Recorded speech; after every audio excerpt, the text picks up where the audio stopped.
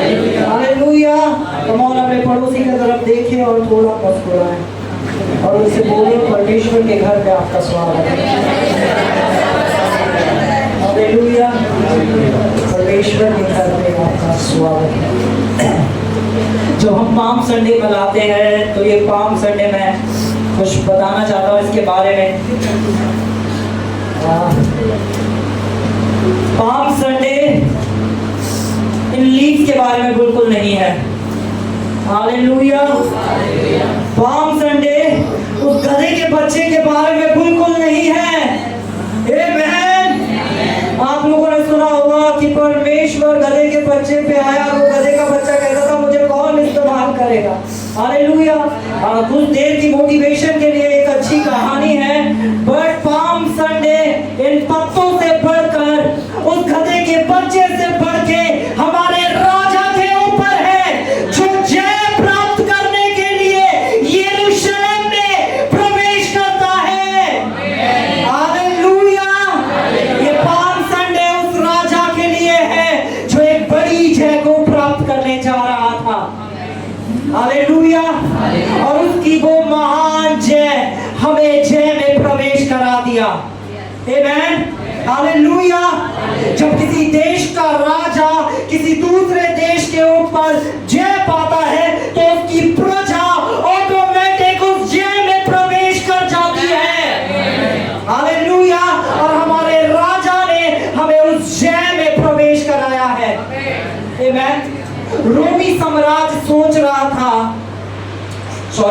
Israeli लोग सोच रहे थे कि जब यीशु मसीह आया है, जिसके बारे में हमने जकरिया से सुना था, जकरिया की पुस्तक में पढ़ा था कि जब हमारा राजा आएगा तो वो क्या करेगा, हमें छुड़ाएगा। और सारे इजरायली सोच रहे थे कि अब हमें रोमन्स लोगों से आजादी दिलाने के लिए हमारा राजा आ गया है। हालेलुया। वो सोच रहे थे कि वो हमें रोम की गुलामी से छुड़ा के हमें आजादी दिलाएगा। आमेन। पर वो उससे भी बड़ा कुछ करने जा रहा था। हालेलुया। यीशु उससे भी बड़ा कुछ करने जा रहा था। आमेन। हम पढ़ते हैं, हम जो जकरिया की पुस्तक खोलेंगे। ओ हालेलुया, थैंक यू जीसस। हम जकरिया 9:9 पढ़ेंगे। जकरिया 9:9।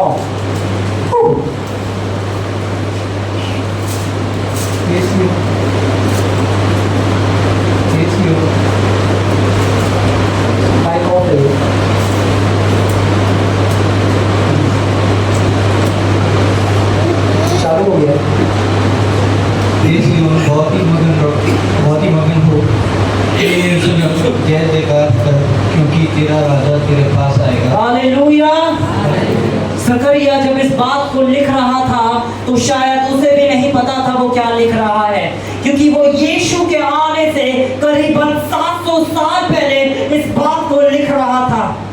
उसे भी नहीं पता था वो क्या लिख रहा है, पर परमेश्वर जानता था कि वो जकरिया से अपने आत्मा के द्वारा क्या लिखवा रहा है। हालेलुया। क्योंकि ये पुस्तक पवित्र आत्मा के द्वारा लिखी गई है। आमेन। ये किसी मनुष्य बुद्धि के द्वारा नहीं लिखी गई है, क्योंकि अगर कोई मनुष्य लिखता तो इसमें गड़बड़ी पाई जाती, पर स्वयं परमेश्वर ने जब इसे लिखा है तो इसमें होने वाली हर एक दुर्घटना, हर एक कहानी, हर एक परमेश्वर की योजना और परमेश्वर की सामर्थ प्रकट हुई है। आमेन। हालेलुया। और जकरिया इस बात को लिखता है, हे सिय्योन बहुत ही मगन हो, हे यरूशलेम जय जयकार कर, क्योंकि तेरा राजा तेरे पास आएगा। हालेलुया। आगे पढ़े क्या लिखा है, विधर्मी और उद्धार पाया हुआ है, विधर्मी और उद्धार पाया हुआ है, वह दीन है और गधे पर गधी के बच्चे पर, वह दीन है और गधी के बच्चे पे चढ़ा हुआ आएगा। हालेलुया। ये कैसा राजा है, जब वो प्रवेश कर रहा है तो वो कैसे आ रहा है, गधे के बच्चे पे। हालेलुया। ये कैसा राजा है कि जब वो अपनी प्रजा के पास पहुंच रहा है और जिस प्रजा को बताने जा रहा है कि मैं तुम्हें जय दिलाने जा रहा हूं, तो उस प्रजा के पास कैसे आ रहा है? एक गधे के बच्चे के ऊपर। हालेलुया, आमेन, हालेलुया। हम मत्ती खोलेंगे, मत्ती 21 हम खोलेंगे।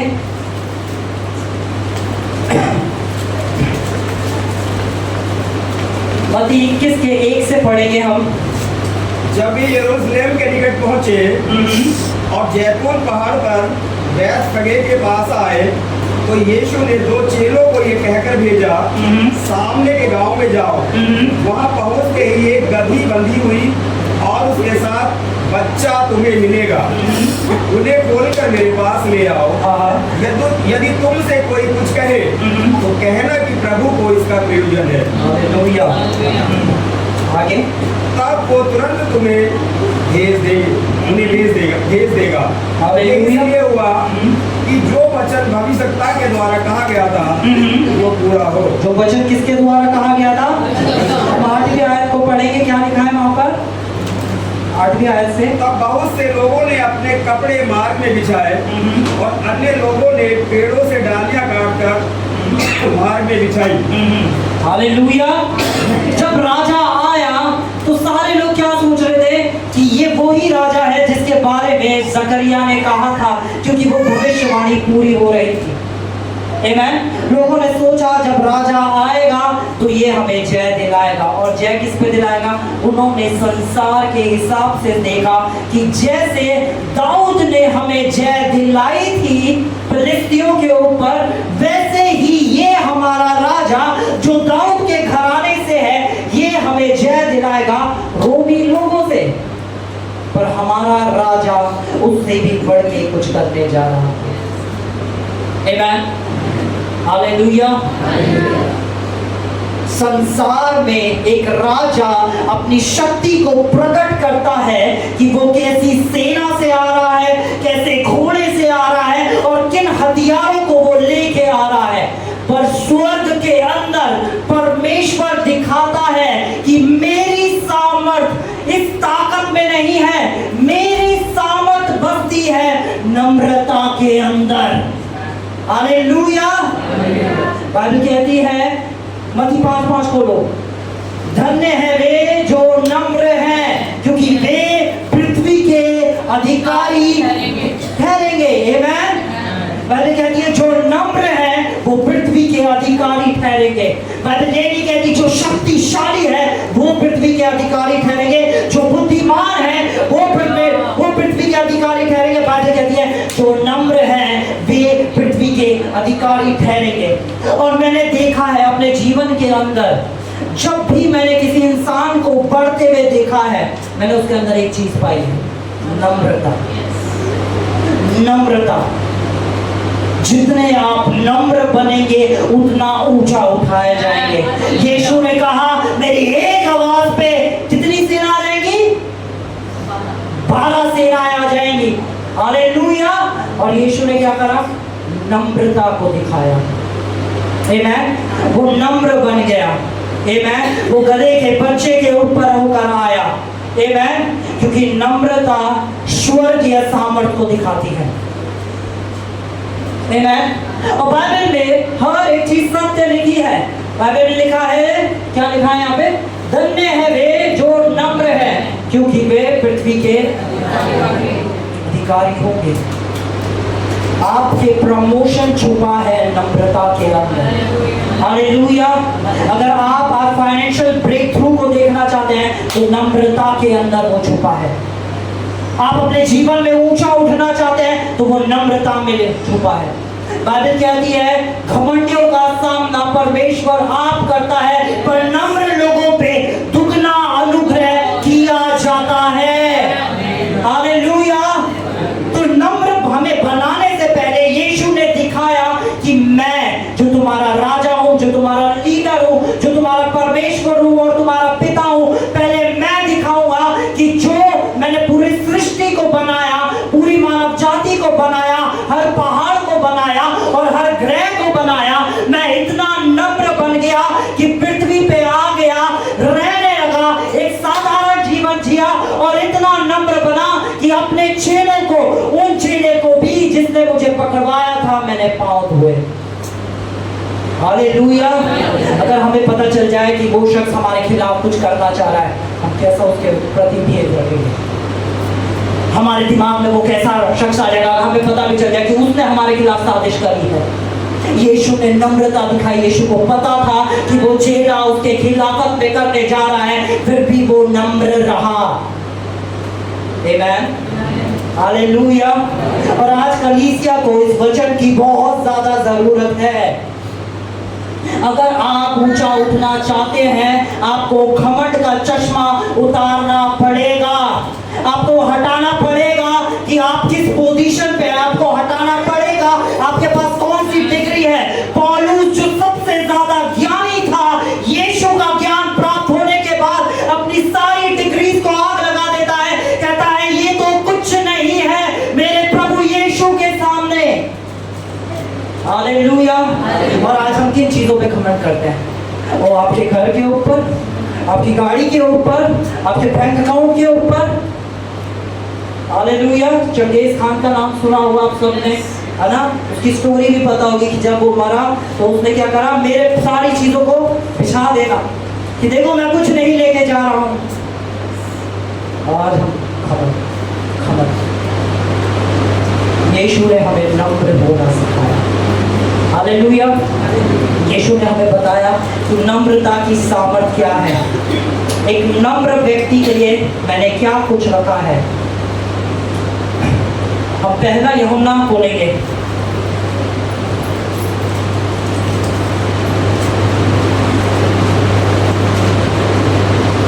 पहला यूहन्ना 3:9 को पढ़ेंगे। जो कोई परमेश्वर से जन्मा है वह पाप नहीं करता, क्योंकि उसका बीज उसमें बना रहता है, और वह पाप कर ही नहीं सकता क्योंकि परमेश्वर से जन्मा है। हालेलुया। बाइबल कहती है कि जो कोई परमेश्वर से जन्मा है वो पाप। हालेलुया। जो कोई परमेश्वर से जन्मा है वो कोई पाप। क्या परमेश्वर से जन्मे हो? बाइबल कहती है कि हमने उस अविनाशी बीज के द्वारा नया जन्म पाया है। हमने जो जन्म पाया किसके द्वारा पाया? उस अविनाशी बीज के द्वारा एक नया जन्म पाया है। आमीन।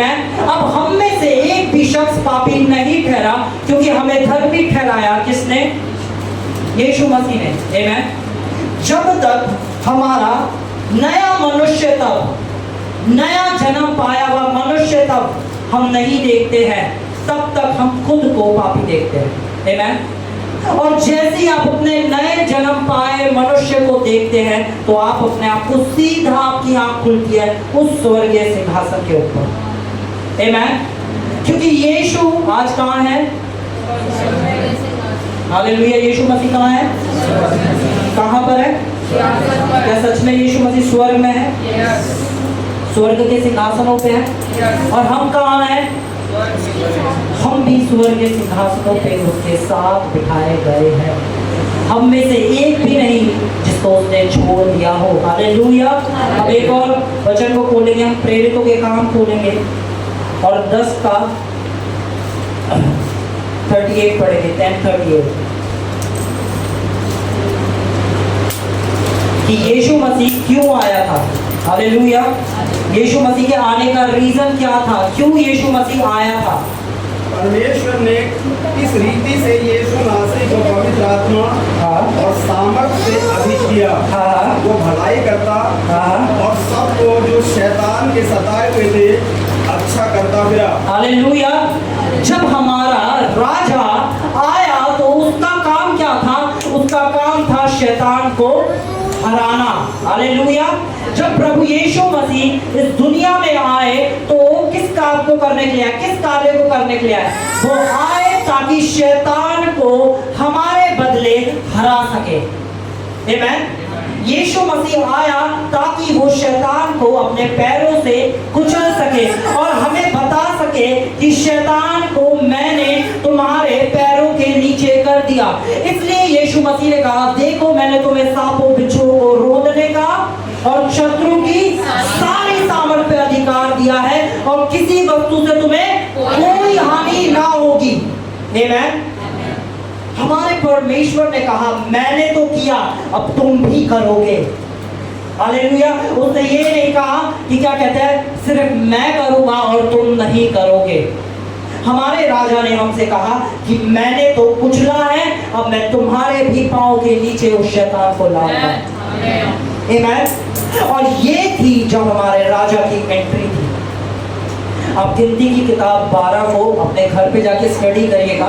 गिनती की किताब में लिखा है कि जब परमेश्वर ने कहा एक मेमना लेना और उस मेमने को 4 दिन अपने पास रखना और उस 4 दिन उस मेमने को एग्जामिन करना, उस मेमने को देखना कि उस मेमने के अंदर कोई दोष तो नहीं है। उस मेमने को देखना 4 दिन और 5वें दिन उस मेमने को बलि कर देना। 5वें दिन उस मेमने को क्या कर देना? बलि कर देना और उसका सारा रक्त को निकाल लेना और उस रक्त से क्या करना? उस लहू से दरवाजों पे लगाना और उस मेमने को क्या करना? खा जाना। आमीन। हालेलुया। और परमेश्वर ने क्या करा? उस मेमने को क्या करना? 5वें दिन सैक्रिफाइस कर देना। और जब हम इस पाम संडे को देखते हैं तो इससे 4 दिन जब पाम संडे बाइबल के अंदर सेलिब्रेट किया गया, जब यीशु मसीह यरूशलेम में आए तो 4 दिन क्या करा? यहूदी लोगों ने मिलके, फरीसियों ने मिलके, महायाजकों ने मिलके क्या करा? उसे परखा और उसके अंदर कोई दोष नहीं पाया। आमीन। वो देखते रहे, एक कचहरी से दूसरी कचहरी, फिर तीसरी कचहरी, फिर राजा के पास हर जगह लेके गए और हर राजा ने कहा कि हमने इसमें कोई दोष नहीं पाया है, क्योंकि यीशु मसीह उस भविष्यवाणी के शब्द को पूरा कर रहा था कि जो मेमना वहां बलि किया गया था वो मेमना मैं ही था। हालेलुया।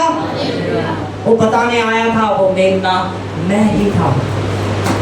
पूरे 4 दिन क्या करा गया? यीशु को एक जगह से दूसरी जगह, दूसरी जगह से तीसरी जगह लोग लेके जाते रहे और यीशु मसीह हर जगह क्या साबित हुए कि इसमें तो कोई दोष नहीं। आमीन। यहूदी लोगों ने उस पर बहुत दोष लगाने की कोशिश करी, पर हर जगह एक ही चीज पता चली कि इस शख्स के अंदर तो कोई दोष नहीं है। आमीन। क्योंकि यीशु मसीह बलिदान होने आया था मेरी और आपकी जगह, मेरे और आपके गुनाहों के लिए। आमीन। हमारे राजा ने किसी सल्तनत को नहीं हराया पृथ्वी की, उसने स्वर्गीय उस शैतान की सल्तनत को हराया। आमीन।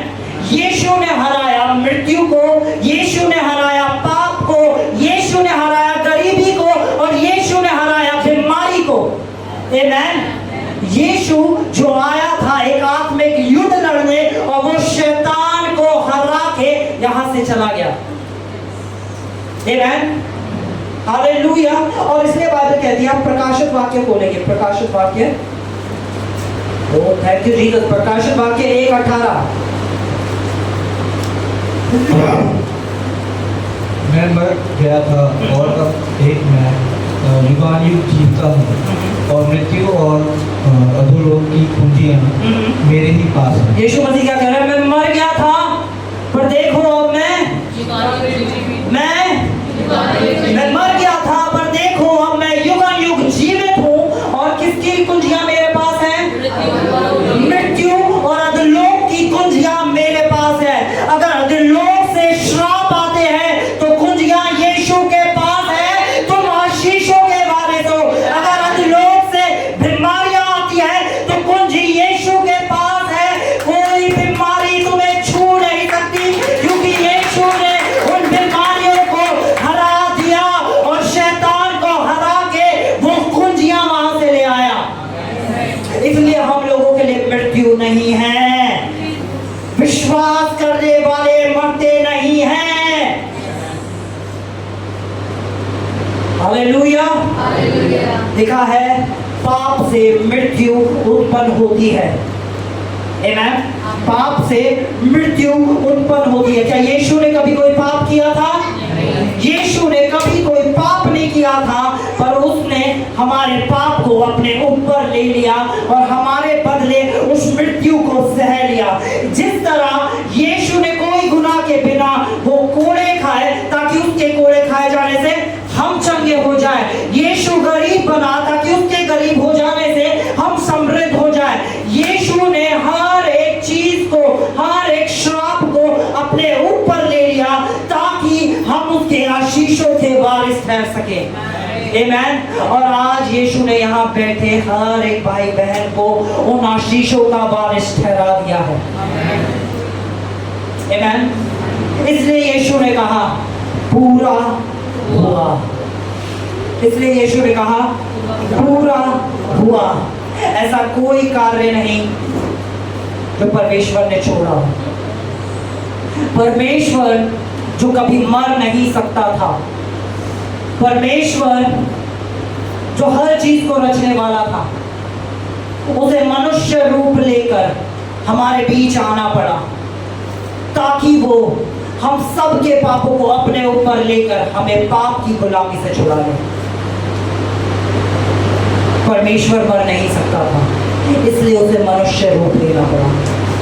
हम एफिसियों बोलेंगे और इसको एनएलटी में पढ़ेंगे। एडी जोर से पढ़ना है एनएलटी में, ठीक है। इब्रानियों 4 का हिब्रू 2:14 एनएलटी में।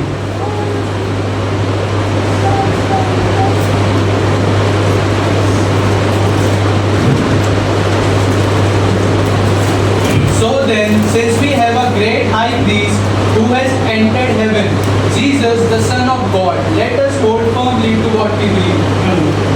ये एनएलटी का पढ़ा है, इब्रानियों 2:14, ठीक है। 2:14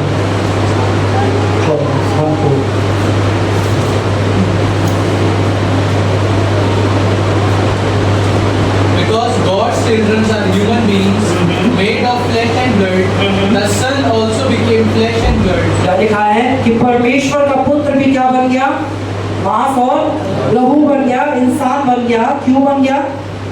For only as a human being could he die, and only by dying could he break the power of the devil. Hallelujah. क्योंकि मृत्यु के द्वारा वो शैतान की सामर्थ को क्या कर दे, तोड़ डाले, निकम्मा ठहरा दे। हालेलुया। परमेश्वर को शैतान को निकम्मा ठहराने के लिए इस पृथ्वी पे आना पड़ा। आमेन। बाइबल कहती है कि जो पाप से अज्ञात था वो हमारे लिए क्या ठहर गया, पाप ठहर गया, ताकि उसमें होके हम परमेश्वर की धार्मिकता बन जाए। क्या प्रभु यीशु मसीह ने कोई भी पाप किया था? कोई भी पाप किया था? कोई भी, उसने कोई पाप नहीं किया था, पर फिर भी वो हमारे बदले क्या बन गया, पाप बन गया। हम एक और वर्ष को खोलेंगे, हम खोलेंगे रोमन्स 5:19 को।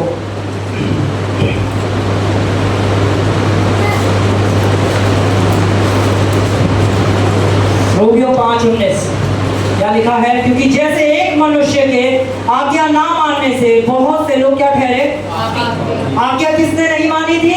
आदम ने। हालेलुया। आदम के आज्ञा ना मानने की वजह से बहुत से लोग क्या ठहरे, पापी ठहरे। हालेलुया। अब मैं बात करता हूँ, एक शख्स है जो आदम से जन्मा है। आमेन। हालेलुया। आदम ने पाप करा और उसकी आने वाली जनरेशन ऑटोमेटिक पापी हो रही थी। क्यों? क्योंकि आदम का डीएनए उनके अंदर था। हालेलुया।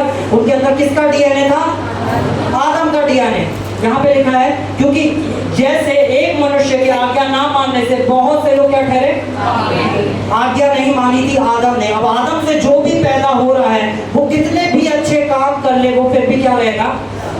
आदम से एक बच्चा जन्मा, फिर उससे एक बच्चा जन्मा, फिर उससे एक बच्चा जन्मा, और वो क्या कर रहा है, वो क्या कर रहा है, गरीबों को भी खिला रहा है, कलीसिया भी आ रहा है, सारे अच्छे काम कर रहा है, पर वो फिर भी क्या है, वो दुनिया के सारे अच्छे काम करता है, फिर भी वो क्या ठहरेगा, हालेलुया। क्योंकि उसके डीएनए के अंदर क्या है, पाप है, उसके डीएनए में पाप है। पर जब हम प्रभु यीशु मसीह पे विश्वास करते हैं, जैसा यीशु मसीह ने निकोदेमुस से कहा था, जब तक कोई नए सिरे से ना जन्मे परमेश्वर के राज्य में प्रवेश नहीं करेगा।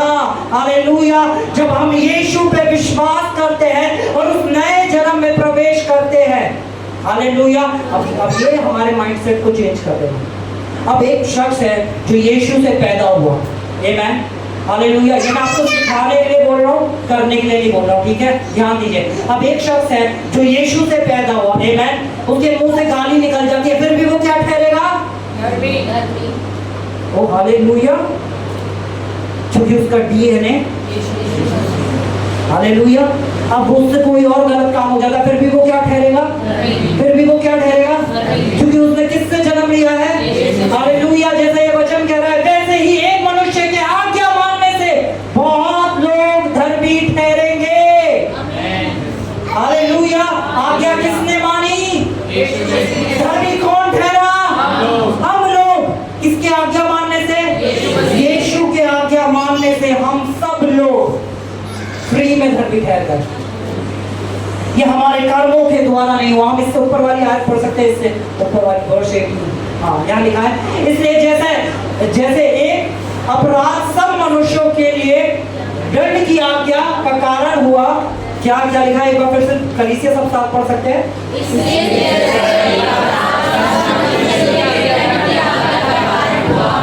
जैसे ही एक धर्म का काम भी सभी मनुष्यों,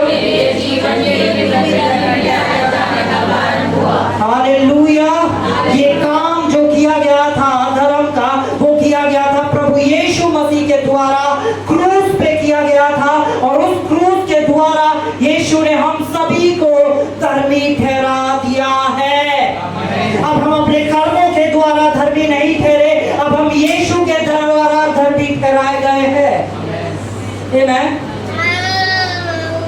हम धर्म के काम करते हैं इसलिए धर्मी नहीं है, हम धर्मी ठहराए गए हैं इसलिए हम धर्म के काम करते हैं। आमीन, हालेलुया। हम धर्मी ठहराए गए हैं इसलिए हम धर्म के काम करते हैं, क्योंकि जो कोई अपने कार्यों के द्वारा करेगा वो घमंड करेगा। ओ मैं तो 40 दिन के उपवास रखता हूँ, मैंने तो इतने गरीबों को खाना खिलाया है, ओ मैं तो इतने साल से सेवा कर रहा हूँ, मैंने तो ये किया, मैंने तो ये किया, मैंने तो ये किया। उनका सारा ध्यान होगा मैंने मैंने मैंने, हालेलुया। और जो यीशु से जन्म पाया हुआ होगा वो कहेगा यीशु ने मुझसे प्यार किया, यीशु की सामर्थ्य के द्वारा हुआ, उनके अनुग्रह के द्वारा हुआ। यीशु है जो सब बातों का करता है। हालेलुया, आमीन। हमें ध्यान रखना है कि जैसे हमारा परमेश्वर नम्र है वैसे ही हम भी नम्र हो। हालेलुया। जैसे हमारा परमेश्वर नरम है वैसे ही हम सब भी नरम हो, क्योंकि हम उसकी छवि में बनाए गए हैं। और मैं आपको एक चीज बताता हूँ, आपको नम्र होने की जरूरत नहीं, आप ऑलरेडी नम्र हो। हालेलुया। आपको धर्मी बनने की जरूरत नहीं, आप ऑलरेडी धर्मी हो। हालेलुया। ये बिल्कुल ऐसा है जैसे एक बंदर आता है और परमेश्वर से प्रार्थना करता है, परमेश्वर मुझे बंदर बना, परमेश्वर मुझे बंदर बना, परमेश्वर मुझे बंदर बना। परमेश्वर से देखिए क्या कहेगा, तू बंदर ही है। आज बहुत से लोग क्या कह रहे हैं, परमेश्वर हमें पवित्र बना, परमेश्वर हमें धर्मी बना, परमेश्वर कह रहा है अरे मैंने आज से 2026 साल पहले तुम्हें धर्मी ठहरा दिया, बना दिया है। अब तुम अपने कर्मों के द्वारा नहीं, यीशु पे विश्वास करने के द्वारा धर्मी और पवित्र ठहरे हो। हालेलुया। और अगर ऐसा ही होता तो और धर्मों में और यीशु मसीह में क्या फर्क होता? आप हर धर्म को उठा के देखो, हर धर्म में जो भी अपने आप को परमेश्वर या देवता कहता है वो क्या करने आया? वो अधर्मियों को नाश करने आया। सिर्फ प्रभु यीशु मसीह ऐसा है जो क्या करने आया? पापियों को बचाने आया, पापियों के लिए जान दे दी और हमें अपनी धार्मिकता ठहरा दिया। हर धर्म उठा के देखो, अगर आप पापी हो, आप पापी हो, आप नहीं।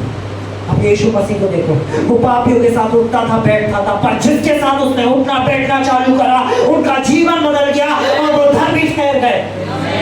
हालेलुया।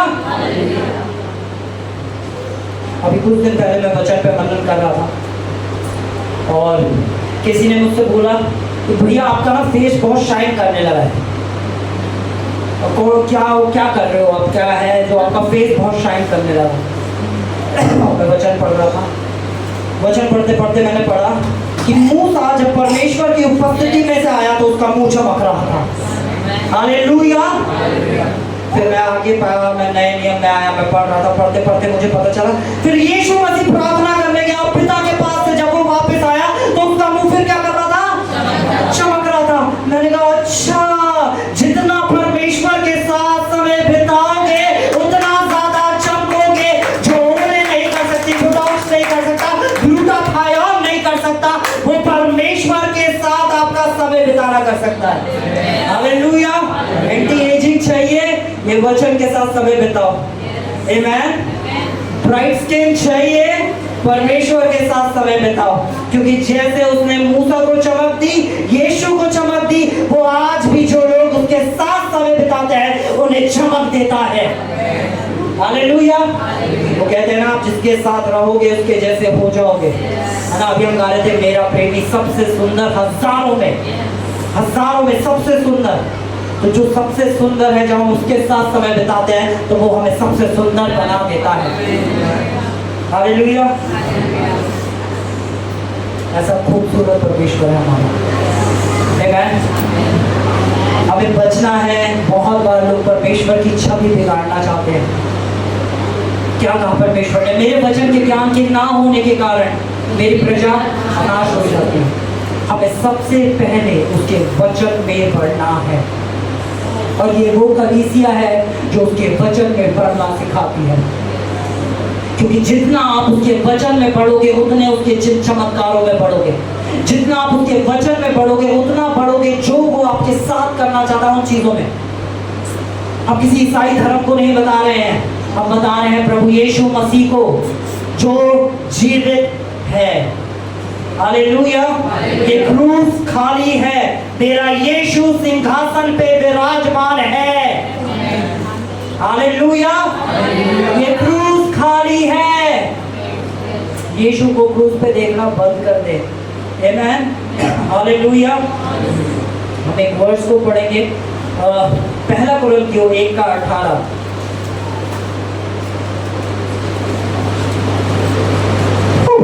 हालेलुया।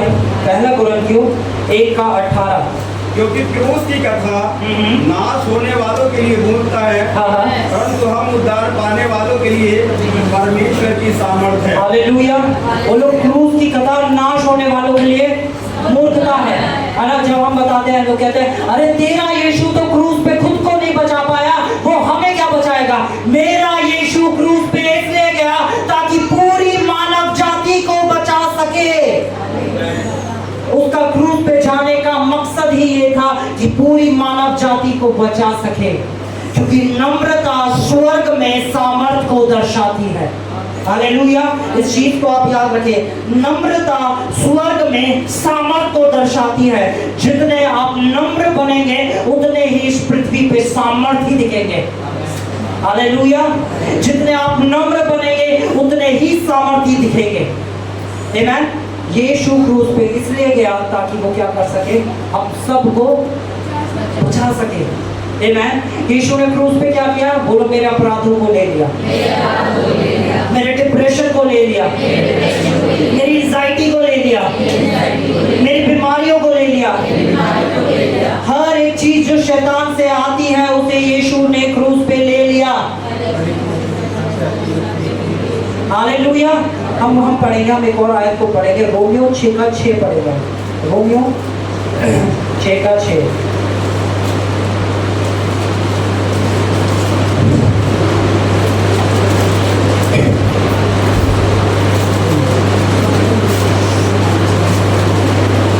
Romans 6:6। हम जानते हैं कि हमारा पुराना मनुष्य तो उसके साथ क्रूस पर चढ़ाया गया ताकि पाप का शरीर व्यर्थ हो जाए और हम आगे को पाप के दासत्व में ना रहे। हालेलुया। मैं आप सबसे एक सवाल पूछना चाहता हूँ, ठीक है? आप में से कितने लोग इस बात का विश्वास करते हैं यीशु मसीह क्रूस पे चढ़ाए गए थे? हाथ खड़ा कीजिए अगर आप विश्वास करते हैं कि यीशु मसीह ने क्रूस पे चढ़ाए गए हैं। हालेलुया। आप सब विश्वास करते हैं? जो हाथ नहीं उठाने, आपको विश्वास की जरूरत है। हाँ, यीशु मसीह क्रूस पे चढ़ाए गए थे मेरे और आपके लिए। मैं आप विश्वास करते हैं? उतना ही सत्य ये भी है कि मैं और आप भी यीशु के साथ क्रूस पे चढ़ा गए। यीशु क्रूस पे अकेला नहीं गया, यीशु क्रूस पे गया मेरे और आपके साथ। यीशु क्रूस पे अकेला नहीं गया, यीशु क्रूस पे गया मेरे और आपके साथ। पढ़े इस आयत को एक बार फिर से, कलीसिया एक साथ पढ़े, ठीक है, एक साथ पढ़ेंगे हम।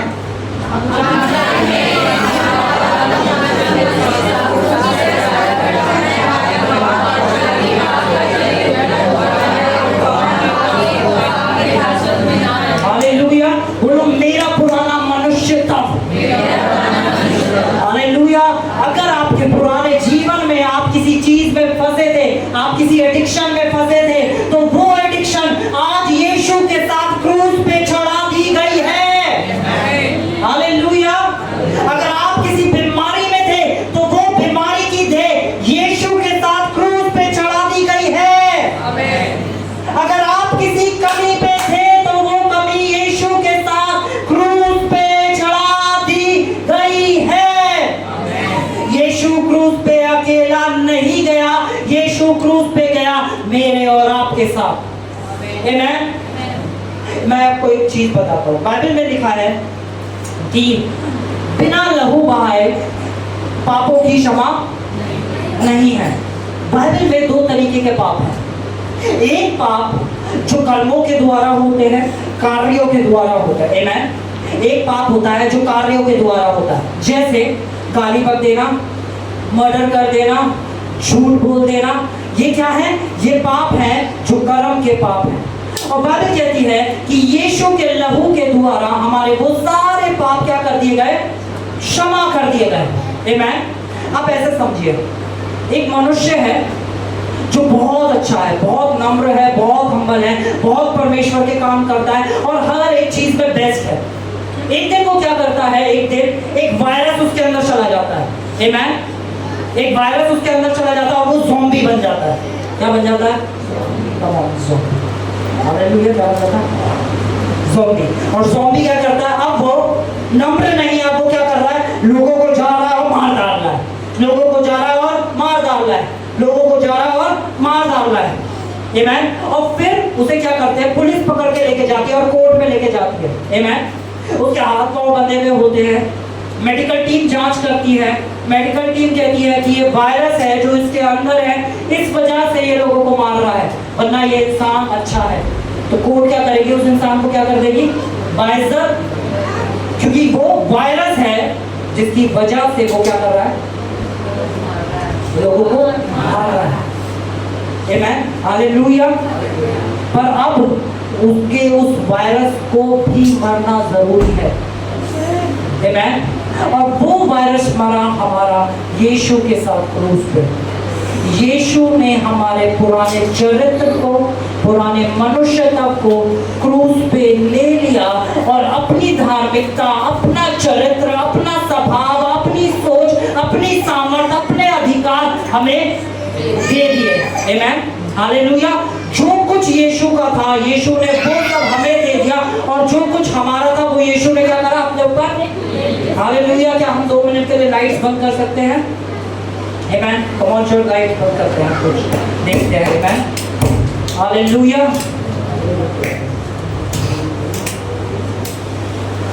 हालेलुया। पंखे बंद नहीं करने भाई, हाँ पंखे चला दो। आमीन।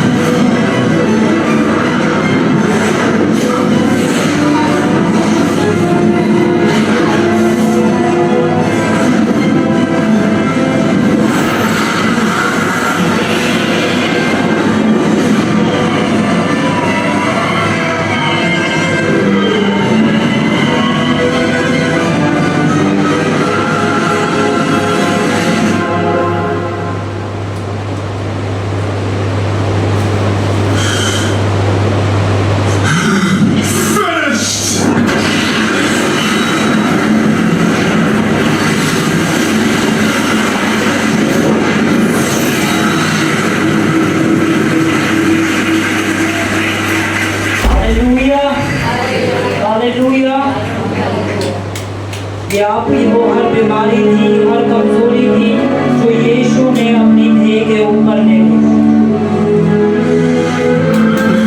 Father, into your hands I commit my spirit.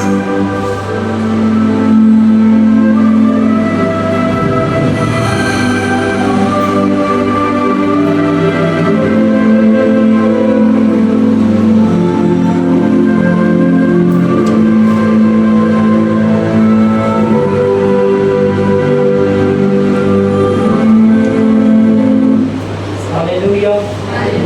यीशु ने कभी कुछ गलत किया था?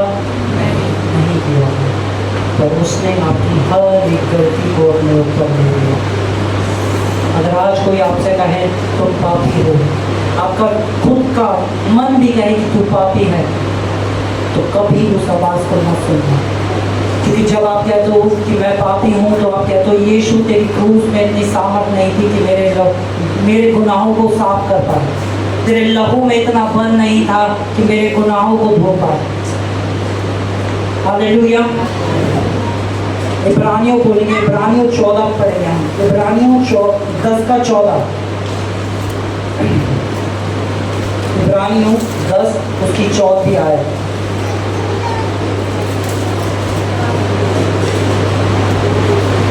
क्योंकि उसने एक ही चढ़ावे के द्वारा उन्हें जो पवित्र किए जाते हैं सर्वदा के लिए सिद्ध कर दिया। हालेलुया।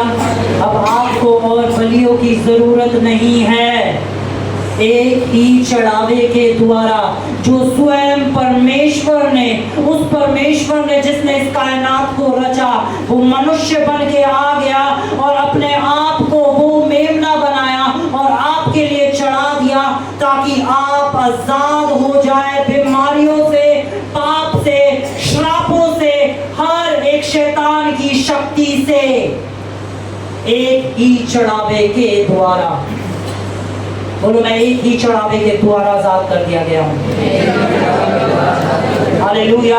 और आपके लिए बलि देने के लिए कोई जानवर, कोई मुर्गी, कोई बकरा नहीं आया, आपके लिए बलिदान देने स्वयं परमेश्वर आया।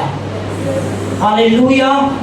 और ये कहीं नहीं हुआ, किसी धर्म में नहीं हुआ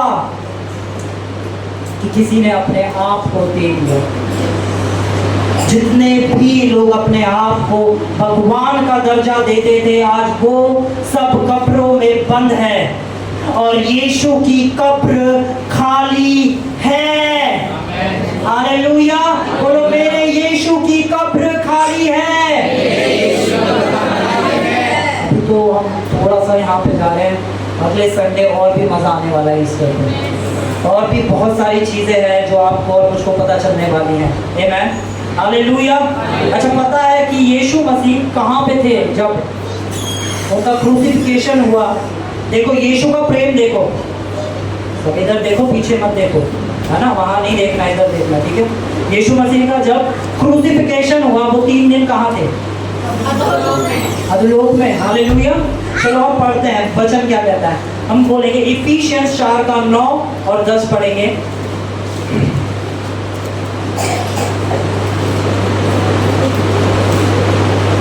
इफिसियों 4 का 9 और 10।